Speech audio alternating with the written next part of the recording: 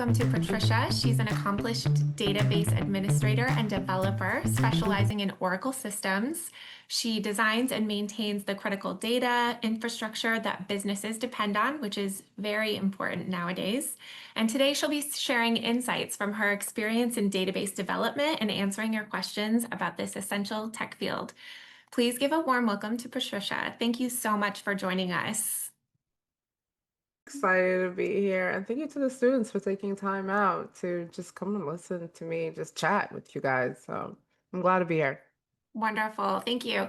Let's kick it off and tell us a little bit about where you currently are in your career and what a typical day looks like. Yeah, as Megan mentioned, I'm a database developer. I also have been a database administrator, but right now my specialization is in development.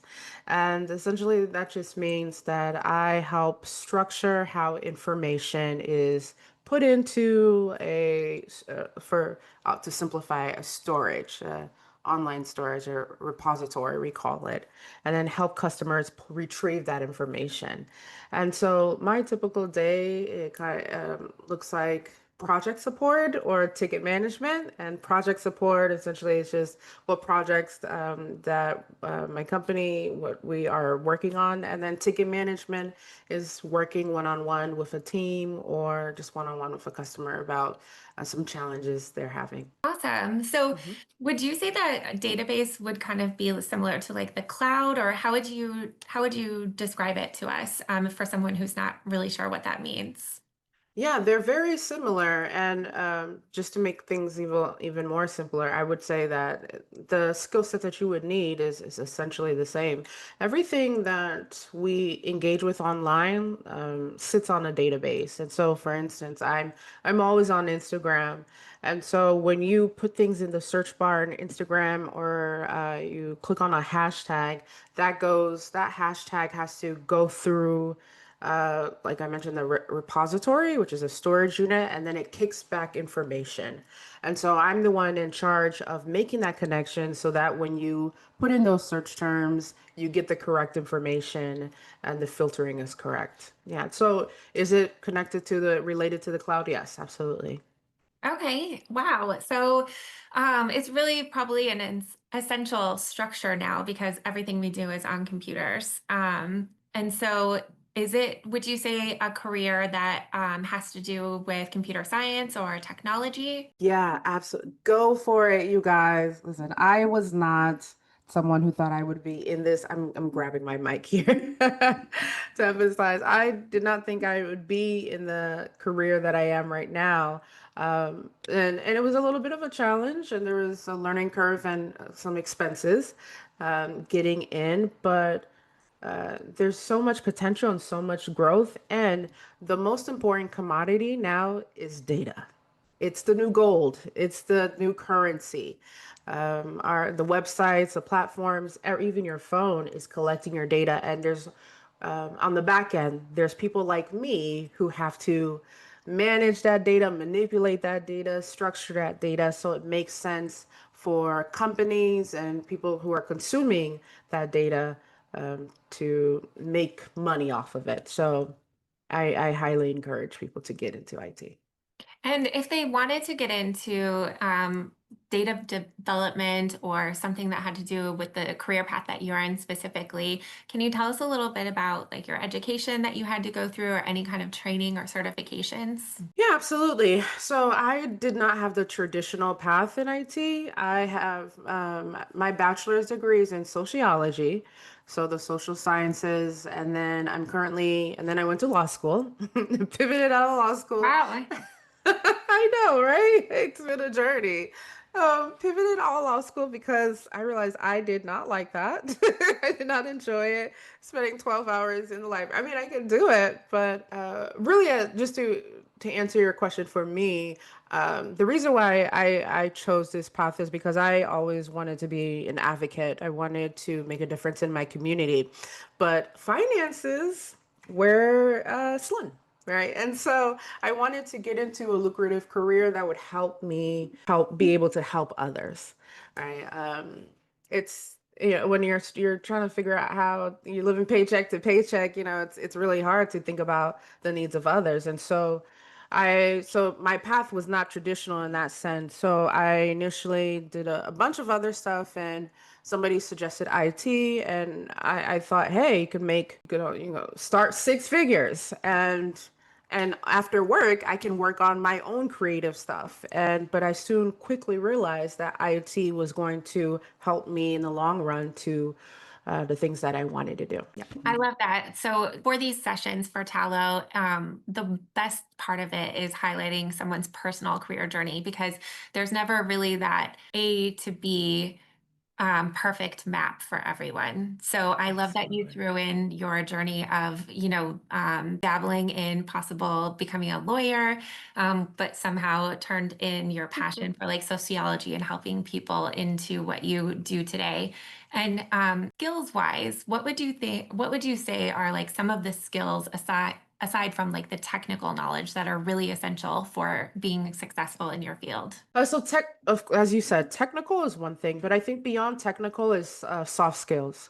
Being able to, having a high emotional intelligence, and essentially that just means being able to understand a situation, understand the emotional needs of whoever you're dealing with, and being able to monitor your own emotions and behaviors. And I say that because I've worked along, not in my own personal team, but I've had colleagues who incredibly smart, incredibly technical, but they were rude, right? They weren't nice. And those people, unfortunately, I think they left the company or they had to be transitioned out. And so I frankly would say the most important skill set is having soft skills, having empathy, being kind, being able to work with other people. And I understand for some people that's not a natural skill set, but thankfully you can find anything on the internet. You can take a course, uh, or you can model someone that you admire.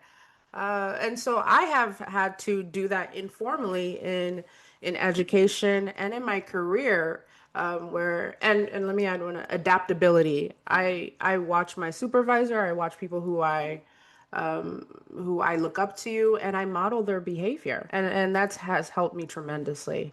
I may not be, I mean, I'm very technical. I've been in my career for a long time, but I believe when I was first coming in, I didn't have the skill set I did now, but I was polite, I was professional, and I took initiative, and that kept me, and that really helped. Great fundamentals. Thanks for sharing that because I feel like those cross over to any career really are having Absolutely. those like basic fundamentals of being able to communicate effectively with people and being polite always goes a long way.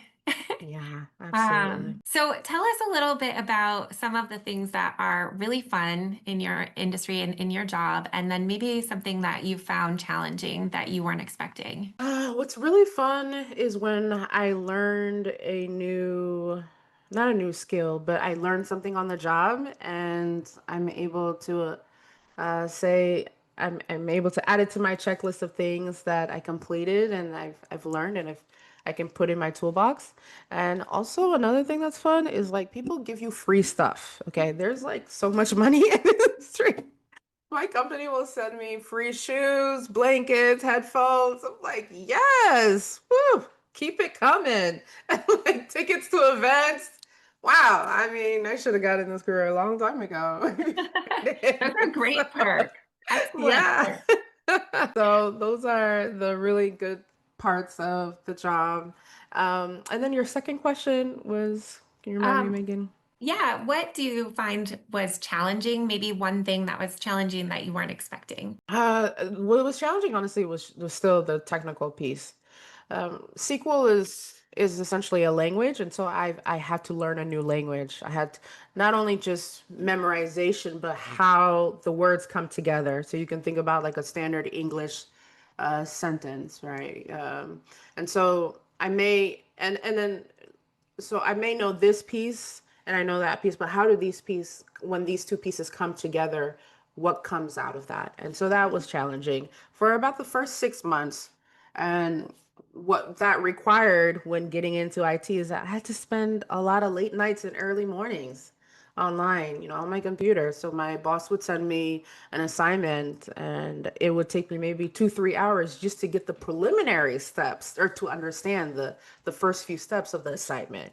But I'm still here. I'm still going. So it worked. So that was the most challenging was the time sacrifice, and then being okay not understanding everything, but willing to be proactive about it. I love that. And it's interesting that you relate how it is to learning a language, but it's obviously not a language that you can sit there and practice speaking to someone. Yes. So, what are some of the ways that you do practice to get better and to get faster at doing the work you do? Okay, and I'm gonna tell you something, and it may not, this may not be the answer, and that's teach someone else, show someone else how to do it. And so years ago, I started a class.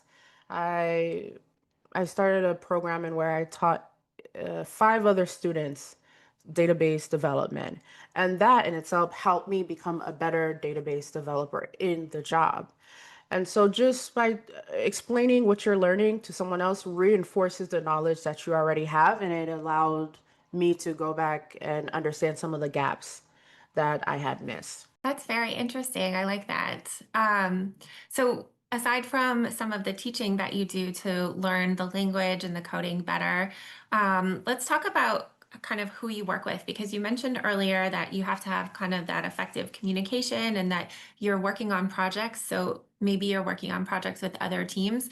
What are some other like cross functional departments that you work with within your career? Yeah, so I work closely with the systems engineer team, and to simplify that, those are the people who are specialized in the operating system.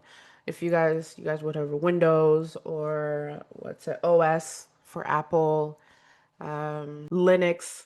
So I work closely with them. I also work closely with the database administrator team. And so they actually manage the data themselves. I go in and I structure the data. I do a little bit of management, but more of setting the rules of how the data should work in the database. And then I work closely with government employees because they're not technical, right? They just tell me, hey, I need this report or I need this visual to look like this. And so I have to translate English into SQL programming language or PL SQL. So those are who I work closely with. Wow. So it's a lot of interconnecting the pieces and probably making it so someone else can understand it who's not a database person. Yeah, yeah, it is. What would you say could be a way that if someone was interested in this career path, they can kind of, look a little bit more into it and see what it's like, where they could get started. What are some suggestions you would have for like the middle school, high school demographic? Well, from what I understand, I have a 1 year old, so I don't have a middle schooler, but I know there's been this aggressive push for children now, middle school and high school, to get into programming. And so I think the best way to get into that is utilizing the resources that you have. Maybe talk to your teacher or the librarian about SQL. Particular brand, the company I use is Oracle, and they have a plethora of free resources online. Also, I studied using this book called Sequel. I can't remember the title, but it's by an author whose last name is Castile, Cesteel. And her book is phenomenal.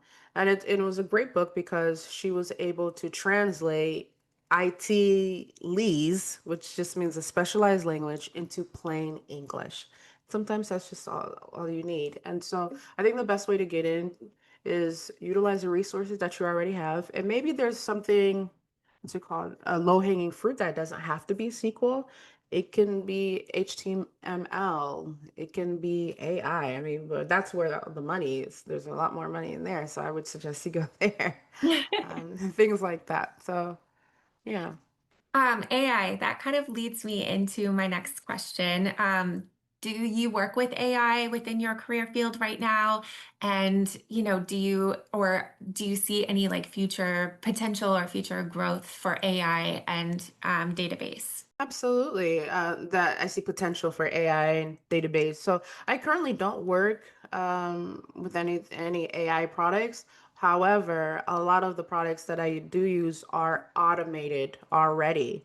And so what that means in my career path is essentially, we don't need like a team of 15, 20 database developers now because the system's kind of, if something goes wrong, a trigger happens that it'll self-correct or things like that. But it's always good to just have someone who understands the database well so that if the computer isn't able to self-correct, I can step in.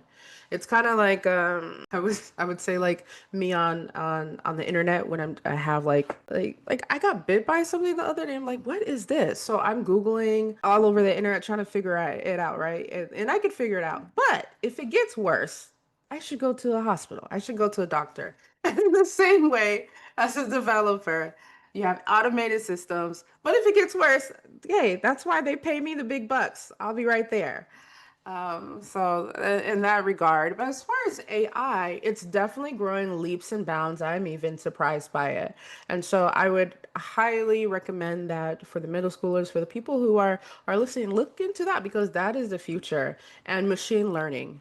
And once you get your foot in the door, once you start to understand the systems, it may be really hard for the first 6 months to a year, but after that, you'll pick it up very quickly. And I know if you guys are in this room, it's because you guys are interested or you're bright enough that somebody suggested it. So I think you guys can do it. I love that comparison. So essentially, you're the doctor of databases. I am. I'm joking, but Um, yeah. Yeah. to keep up with like things, trends, or extra learning, for growth in your career, like what do you do to keep up with, the ever evolving tech world? And where do you think that this career, or where do you hope this career takes you in the next 5 to 10 years? Yeah, I engage in continuing education. I also do cross-pollination and other IT specializations. And so that I'm a database developer, but I'm also looking into AWS, which is Amazon Warehouse Services. And so that's how I'm able to stay on track and kind of stay abreast of what's going on and the changes and reading the news. Just staying abreast of the tempo of IT. As far as long term, career plans, I already have my own IT company, Shofar Technology, and so a while back already, I pivoted from being an employee to someone who now provides services for other companies. And so that's been very good to me, and I've enjoyed that path because it has given me a little bit more flexibility financially and regarding my time to, as I mentioned, my long-term goal, which was to make an impact in my community. That's incredible. So, would you mind telling us a little bit about the extra IT work that you do on the side and how you got involved in that? Yeah, so I just worked my network. I first started my career, did a few years here just being an employee, and then I reached out to my network, shared the skill set that I have, shared my website, put together what they call a capability sheet. And that went, and I got a few contracts, and so I created a database for a credit card company out in California, and then I worked for a partner organization who that I was employed with, doing the same thing that I'm doing now, but it was just in a different contract, and so that was fun. It has its ups and its downs. So of course more money, but of course more pressure, more responsibility because I'm the boss and everything falls on me and it can get intense and so beyond, and this is just a small thing for you guys. So not only did I have to understand IT skill sets, right? I had to understand accounting, HR, leave, contracts, obligations. I mean, it was beyond what I thought it would be, but the money's good. So yeah, yeah. So it worked out and I've been enjoying it. We all like money, of course, and that's the whole point. of having a job is to be able to fund the life that you want. And I love that you gave us a little bit of insight into that entrepreneurial world as well, because I feel like that is a big thing now, making and creating your own business with the skill set that you have. So that's really incredible. Thank you. To lead kind of off of that, what is something that you could tell us about how we help people, like how the databases that you build help people with their everyday lives, or some of the IT work that you do? Like, what is something that we probably, as the viewer, take for granted? Yeah, absolutely. I'll use the example I mentioned earlier with Instagram or just social media. Just imagine typing something in a search bar and nothing comes up, right? Someone has to put something within a storage unit, a virtual storage unit, to retrieve that information that is exactly the answer that that individual is looking for. And so, databases, websites, they are we in IT we say these other programs. We say it sits on a database. So you have the database at the bottom, and then you have whatever program, website you have that's pulling information from the database, and it's instantaneous, right? It's always quick. It's quick. So just imagine that you put in Beyonce, boots on the ground, and you get back Run DMC. I'm sure you guys don't know who that is. You're like, what is this? So I'm the person who would correct that, or who should have set it up so you got the right information. So it's important. It's important. That is Database. very important, because nowadays you want everything at the snap of your fingers. And so Absolutely. that's very essential to not get Run DMC instead of Beyonce. Very different music genres or Yes, exactly. styles. Um, awesome. Well, lastly, before we check the chat for any questions, what advice, career advice, or just career journey advice could you offer the students that are watching today? I would say be flexible in your approach, in your execution, but always keep the end goal in mind. As mentioned earlier, my my goals were to help my community and also help. So my family's from Congo, and so I have a heart for that country, and I really wanted to make a difference there. And that's why I started off in law school, because I thought I'd be an advocate and I would be in the tribunals, and things like that. But I quickly realized, again, that wasn't my path. I'm still on that path, but I'm using a different vehicle, but I'm still going down that road. And so be flexible. And I hesitate to say this, but no, work hard and work smart. Have a strong work ethic.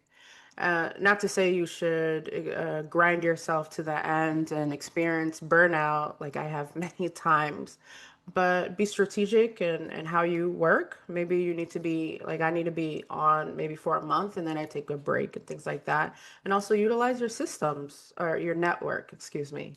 I know you guys are in middle school, but if somebody says, hey, they have this free course or this free program, go for it. Even if you don't think that in the long term you'll be interested, the information you may learn from that class, that course, may help you in the stuff that you want to do later. And always be a learner. Continue to learn. Honestly, it's the thing that has helped me, is that I'm learning sometimes just random stuff, and it'll come up, and it helps me in this the space that I'm working in. And be kind to people.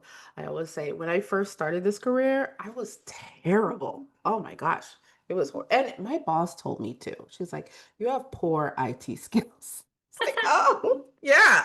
So can you imagine that? That's why I'm like, thank goodness I wasn't fired. Like, but what saved me was I was kind, I was nice, I was polite, I showed up to meetings, and I tried my best. And if I couldn't figure it out after trying my best, I would talk to my boss and let her know, this is what I tried, it didn't work. Can you help?